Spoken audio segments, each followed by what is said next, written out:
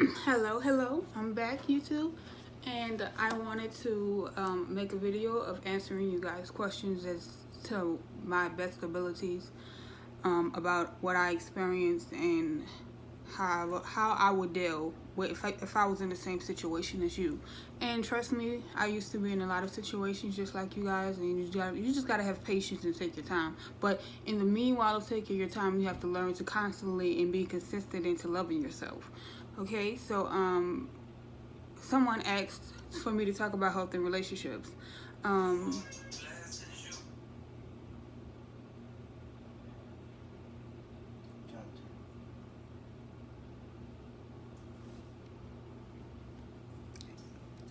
Anywho, but health and relationships.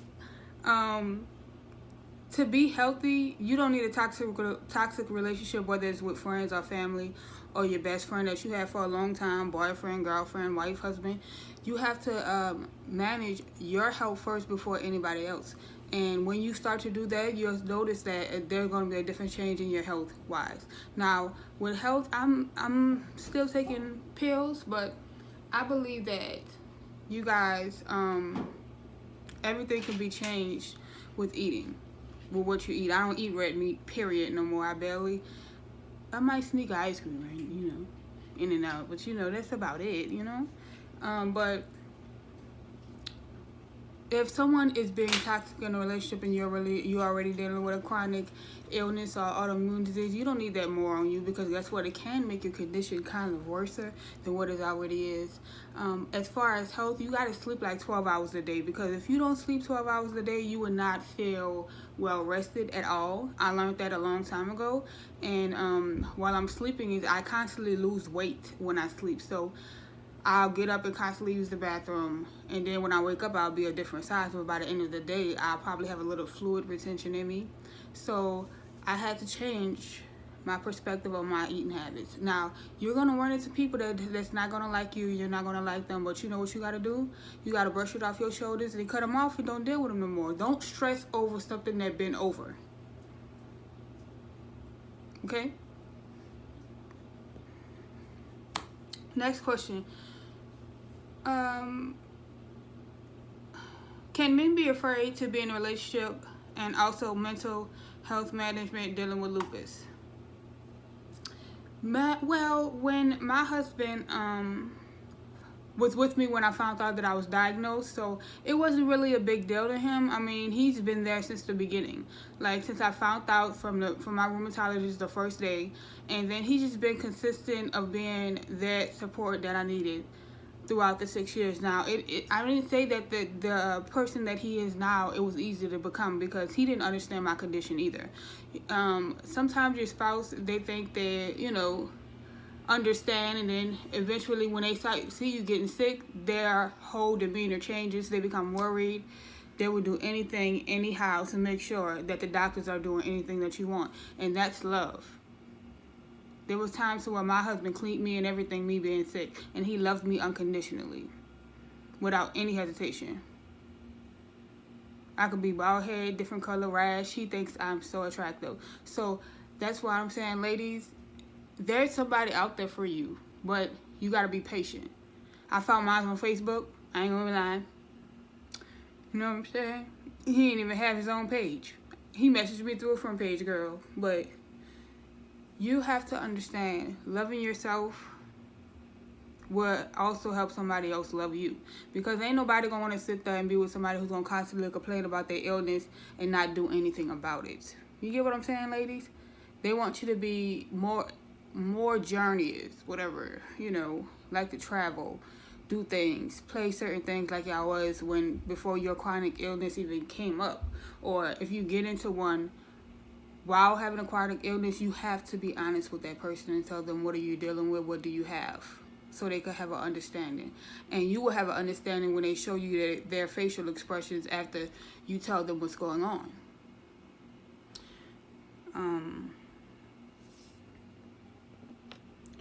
Do I have any regrets? I regret having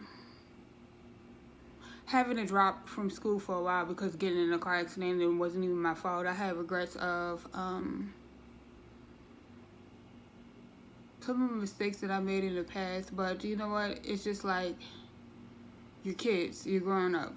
You know what I'm saying? Shit happens. But did it make me become a better person? It sure did. It sure did. Because I was the sweetest person on earth, you guys. I used to let people tell me anything, bully me, say anything about me. I was a cool girl. I never really got into a fight. Like, no suspension on my records. So it's like, no, I don't have any regrets. But I do have some mistakes that I would redo all over again. Okay, so dealing with tips for health management, dealing with illness.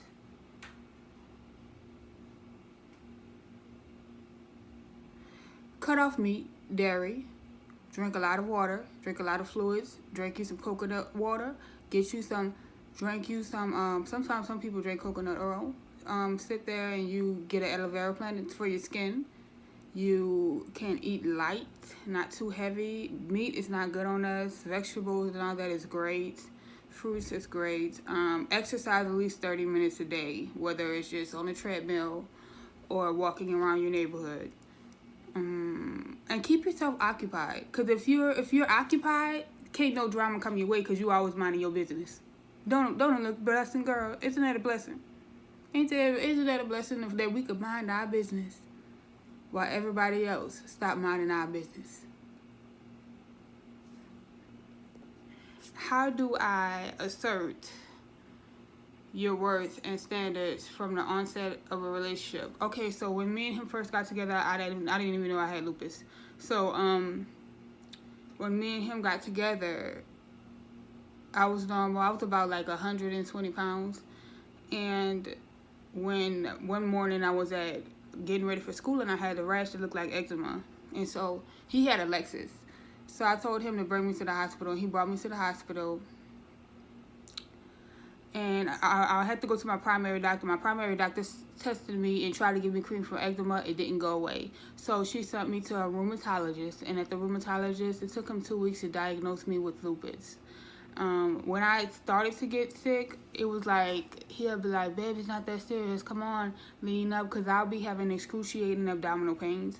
And he'll sit there and say, babe, come on, get up, until he saw how worse day by day that I was getting. I was getting way worse than normal.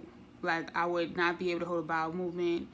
My face would be swollen to where it was unrecognizable. A lot of things happened to me during that time. And now, even though I had a second kidney failure, I think my second kidney failure was really due to my car accident in 2016. But as far as now, my husband is perfect.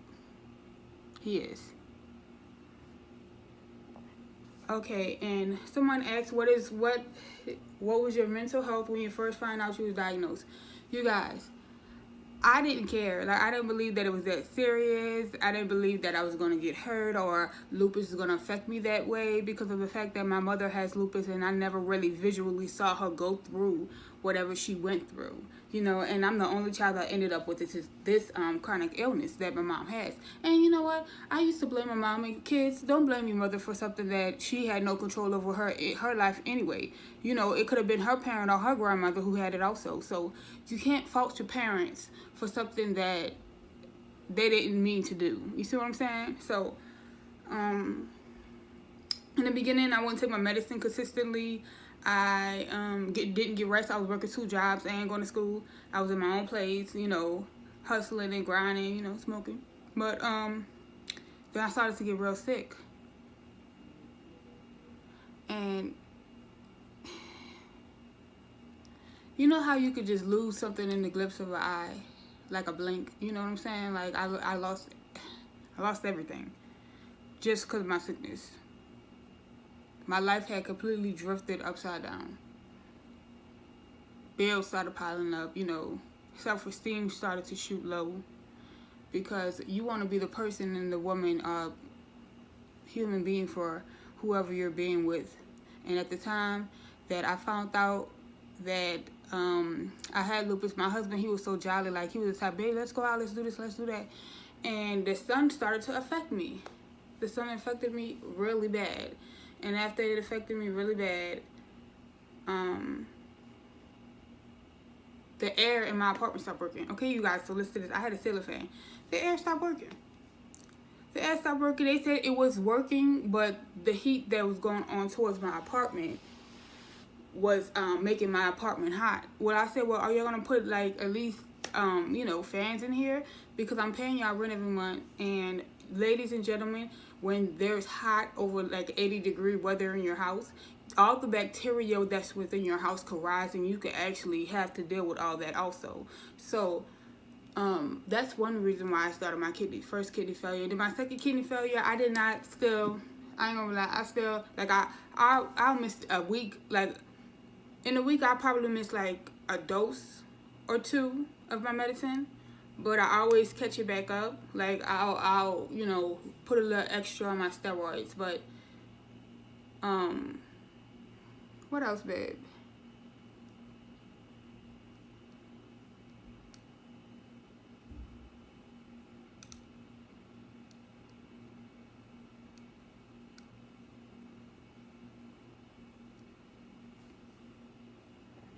Know your worth as a woman. Sit there and say, is this what I want to deal with? Is this who I want to be with?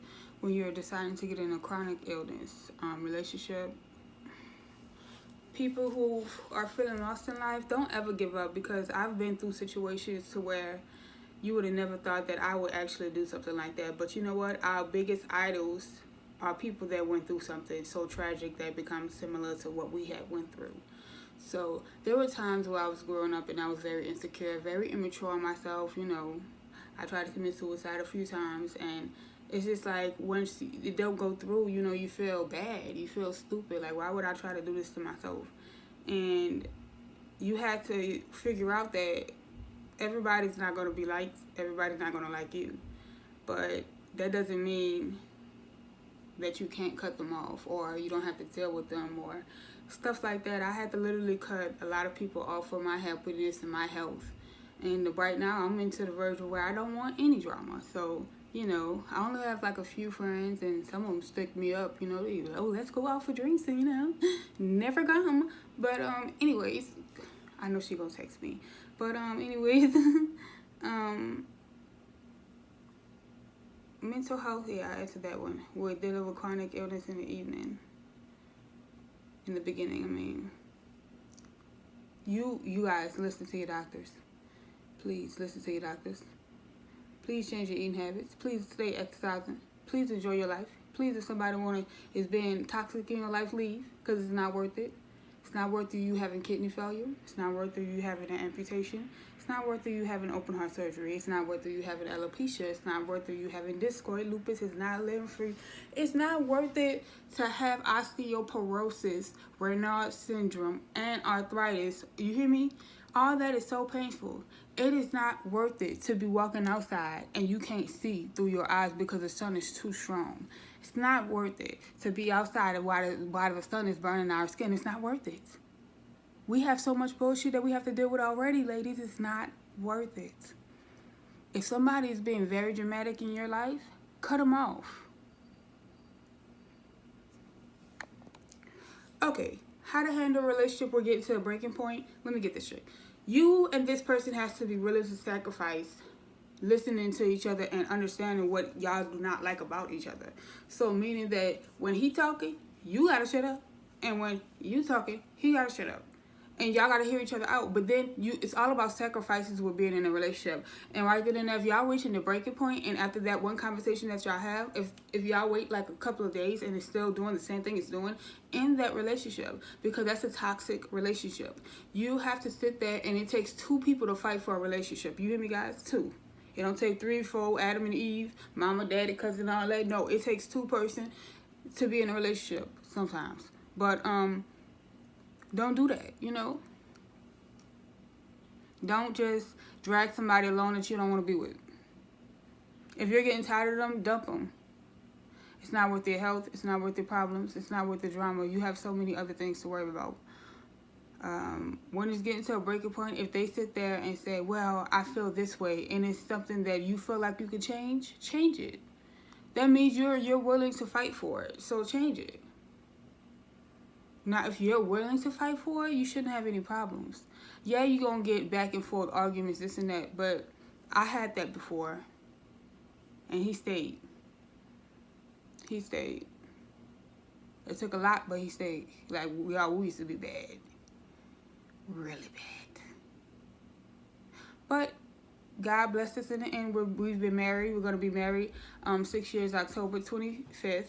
And it's a day right before his grandfather's birthday. So we just want y'all to understand that you can make mistakes and you can go through trials and tribulations, but it's the maturity that you have and the love that you have for that person to keep going and to keep having that relationship that you feel like you need.